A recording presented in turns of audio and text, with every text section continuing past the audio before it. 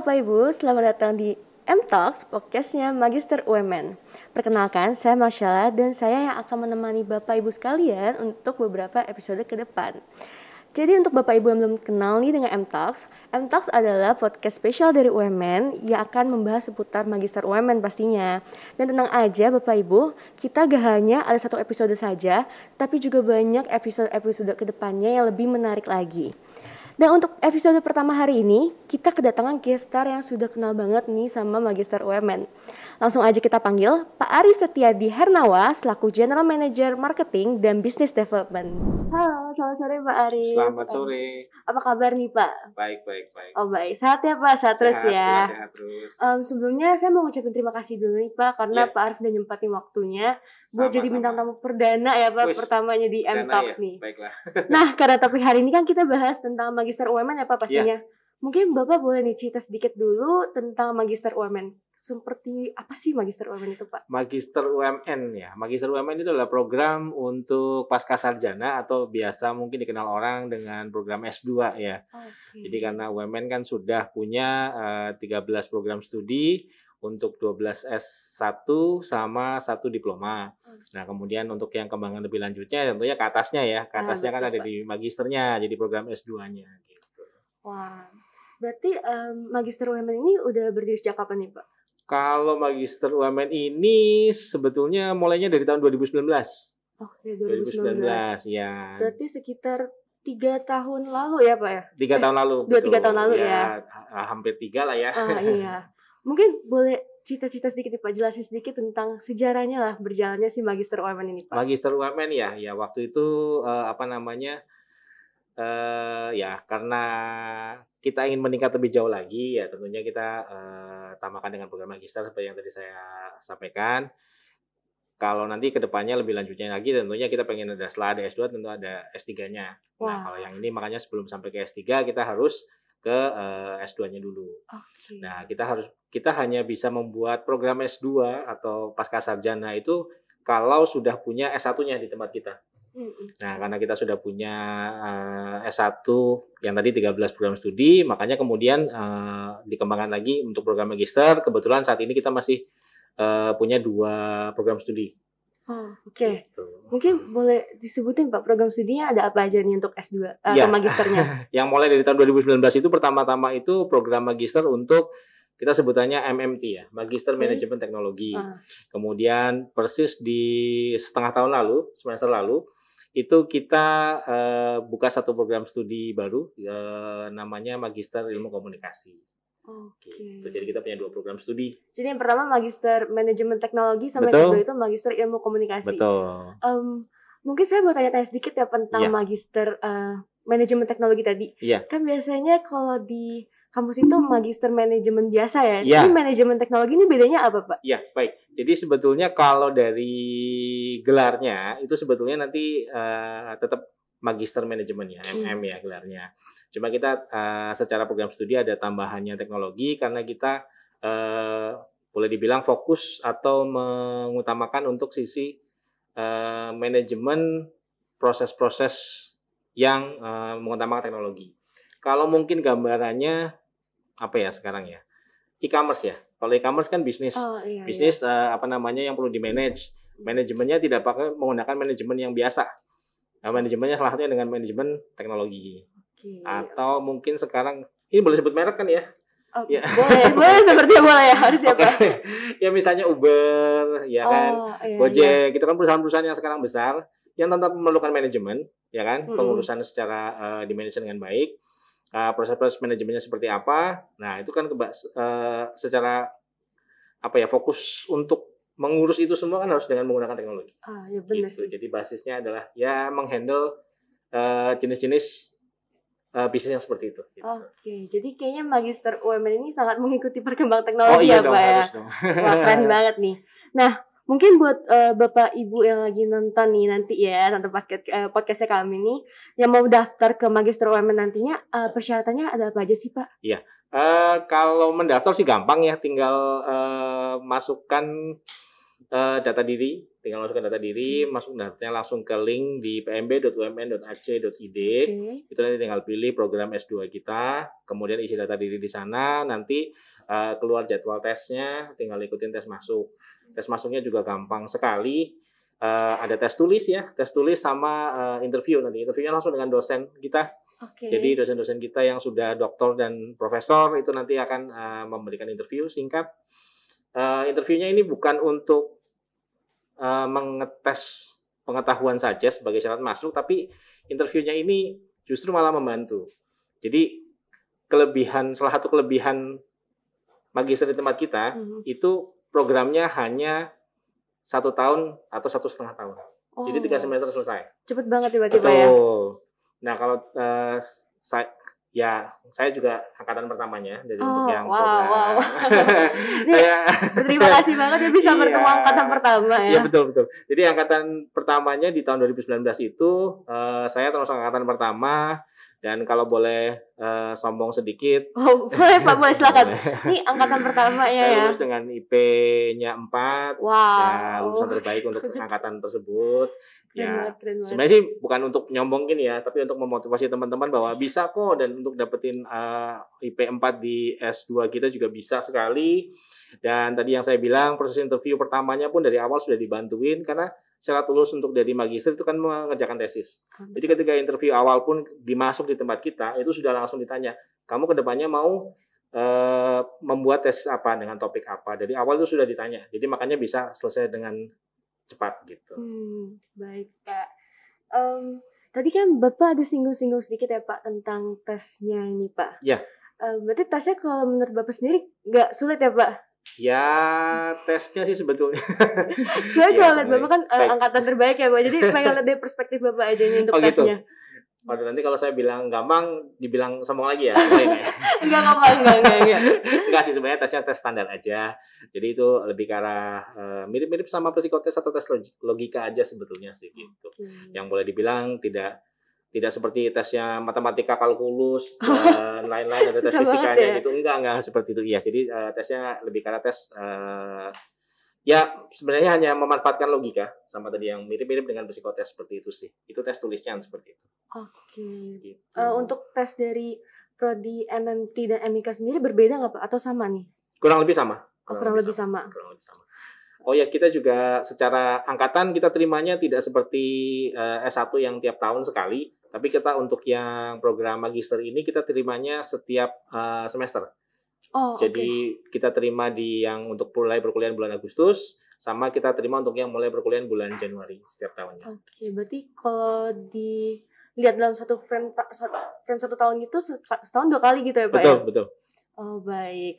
Nah, tadi Tadi Bapak mungkin belum sempat sebutin nih Pak, untuk persyaratannya ada surat-surat penting nggak sih Pak yang perlu dilengkapi untuk persyaratan daftarnya nih? Iya, surat-suratnya surat berharga. Ya. Surat berharga mau diapain nih Pak? Raport SMA pasti tidak ya, bukan itu. Jadi yang pertama tentunya ijazah dari S1-nya. Kemudian ya tentunya standar-standar lah, fotokopi KTP, kartu keluarga, kemudian kan ada beberapa data yang diperlukan untuk diisi di situ. Mohon maaf memang perlu data orang tua yang ada di situ karena kita nanti untuk pelaporan mahasiswa kita ke Dikti itu perlu itu semua. Jadi bukan buat kita, tapi untuk nanti kan kita dipakai untuk melaporan bahwa mahasiswa kita itu sudah lengkap ini datanya. Nah, kemudian yang berikut tadi ya fotokopi KTP, fotokopi kartu keluarga, kemudian surat pengantar dari perusahaan. Jadi kalau yang ini kan untuk magister biasanya beberapa sudah bekerja. Nah, ini bisa diambil ya untuk orang-orang yang sudah bekerja dan tidak mengganggu pekerjaannya karena untuk kuliahnya itu malam. Malam ya Pak? Iya, kuliahnya malam. Untuk yang magister manajemen teknologi itu kuliahnya tiap Senin sampai Jumat tiap malam. Nanti ada di semester berikutnya mungkin tidak selalu tiap malam. Nah, kalau yang untuk magister ilmu komunikasi itu Senin, Rabu, dan Sabtu. Gitu. Berarti, seminggu 2 kali yang malam, Sabtunya agak panjang waktunya. Berarti memang nggak after office hour ya Pak ya? Ya, after office hour, dan yang MIK kan Sabtu kan biasanya di luar office hour ya. Gitu. Nah, kalau tadi kita bahas-bahas tentang prodi-prodinya nih Pak, terus ada persyaratannya. mungkin ini juga jadi pertanyaan yang banyak ditanya nih Pak sama calon-calon pendaftar di magister. Bisa nggak sih lintas jurusan Pak? Jadi misalkan di fakultasnya dia itu bukan ngambil di Ilkom, tiba-tiba magisternya mau Ilkom gitu Pak. Itu bisa nggak Oh, kira-kira? boleh, bisa. Untuk 2 program magister kita ini bisa diambil dari lintas jurusan. Uh, Syaratnya kalau tidak dari jurusan, kalau magister manajemen teknologi kan awalnya mungkin dari fakultas bisnis atau jurusan manajemen gitu ya. Kalau di luar jurusan manajemen atau akuntansi itu hanya tinggal mengikuti matrikulasi saja. Oh. Kalau untuk magister ilmu komunikasi, ya tentunya kalau S1-nya jurusannya ilmu komunikasi, di luar itu tinggal mengikuti matrikulasi. Oke. Matrikulasinya cuma sebentar kok. Mungkin saya boleh tahu nih Pak, matrikulasi itu apa sih Pak? Karena kayaknya banyak orang-orang, Bapak Ibu di rumah mungkin masih bingung matrikulasi itu apa ya? Ya. Matrikulasi itu sebenarnya lebih ke arah jembatan ya. Jadi jembatan untuk, ya tadi kan karena lintas program studi, jadi awalnya mungkin kalau misalnya jurusan magister ilmu komunikasi, S1-nya misalnya dari manajemen gitu misalnya. Itu kan dulu mungkin pelajaran tentang ilmu komunikasinya sedikit atau bahkan nggak ada sama sekali. Jadi supaya bisa mempersiapkan diri untuk mengikuti perkuliahan di magister ilmu komunikasi, ya tinggal ikut matrikulasi. Itu sudah disiapkan mengenai misalnya contoh dasar-dasar ilmu komunikasi gitu-gitu nanti diberikan di situ. Oh, baik. Itu jadi siap untuk kuliah. Mempersiapkan diri untuk kuliah lewat matrikulasi ya Pak. Jadi matrikulasi itu biasanya ada di awal perkuliahan. Awal perkuliahan. Semester 1 gitu Pak. Sebelum mulai kuliah biasanya. Oh, jadi sebelum mulai kuliah? Ya, sekitar 2 minggu sebelum mulai kuliah. Oke, jadi sebelum mulai kuliah matrikulasi dulu baru masuk ke perkuliahannya. Itu untuk yang mengambil matrikulasi ya? Betul. Kalau tidak langsung ke semester 1 gitu? Iya, langsung mulai kuliah seperti biasa.